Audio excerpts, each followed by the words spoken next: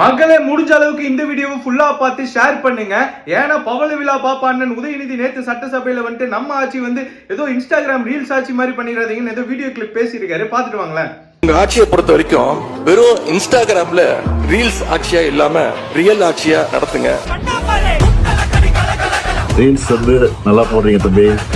தமிழும் தளபதியும் எங்கள் அடையாளம் இல்ல. இந்த வீடியோ கிளிப் பார்த்திருப்பீங்க. அண்ணன் பேசினது. அண்ணன் இது வந்து சட்டசபைன்னு நினைச்சால இல்ல டியூஷன் சென்டர் நினைச்சாரான்னு தெரியல. ஏதோ வந்து இவர் வந்து பதிவு பண்ணிட்டு அவர் வாட்டுக்கு பதில் சொல்றதுக்குள்ள ஓடிடுறாரு. ஏன்னா அவ்வளோ பயம் போல ஹேஷ்டேக்ல ஓடுகிறார் உதயநிதினு ட்விட்டர் ஃபுல்லா ட்ரெண்ட் பண்ணிட்டு இருக்காங்க நம்ம பசங்க. சரிங்களா, இவர் சொன்னது பாத்தீங்கன்னா இன்ஸ்டாகிராம் ரீல்ஸ் ஆட்சி மாதிரி நடத்தாதீங்க, ரியல் ஆட்சியா நடத்துங்க அந்த மாதிரி ஏதோ பேசியிருக்காரு. சார், இன்ஸ்டாகிராம் ரீல்ஸ் ஆட்சி பண்றவங்க நாங்க இல்ல.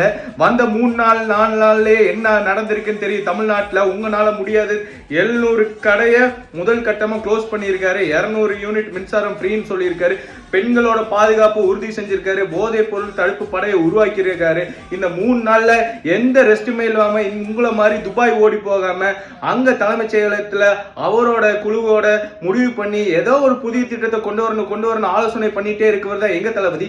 ஏன்னா ஆடு போட்டு யூடியூப்ல வந்து ஆட்சியை பிடிச்சதெல்லாம் நினைச்சீங்களே, மக்களுக்கு நல்லதே பண்ணாம ஸ்டாலின் தொடரட்டும் தமிழ்நாடு வெல்லட்டும் ஆடு மட்டுமே போட்டு ஆட்சியை பிடிச்சதெல்லாம் நினைச்ச ஆட்சி தானே நீங்க.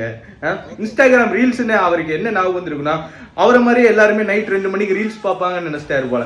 ரீல்ஸ் பார்த்து தெரியாம ரீபோஸ்ட் அழுத்திடுவாங்க அந்த எண்ணுன்ற நேம்லலாம் அப்படின்னு நினைச்சிட்டாரு போல. சார், நாங்க அந்த மாதிரி ஆளுங்க இல்லைங்க சார். நாங்க எப்பயுமே மக்களோட நலனுக்காக மக்களோட குரலா ஒழிப்போம் சார். சரிங்களா, இந்த இன்ஸ்டாகிராம் ரீல்ஸ் ஆச்சு என்ன வேணா சொல்லிக்கோங்க. இவர் தானே சொன்னாரு இந்த எலெக்ஷன் முன்னாடி அந்த தகர டப்பா அதாவது அட்டை அதெல்லாம் இவர் தானே சொல்றாரு. இந்த அட்டையில் தான் இப்போ வந்து பக்கத்துல உங்க அப்பா ஓட்டையா இருக்காரு, சீட்டே இல்லாம எம்எல்ஏ சீட் இல்லாம. பார்த்து பேசுங்க சார், வாய் விடுறதுக்கு முன்னாடி. அப்படி பேசினாலும் நின்று எங்க அண்ணனோட பதில கேட்டுட்டு போங்க. நன்றி.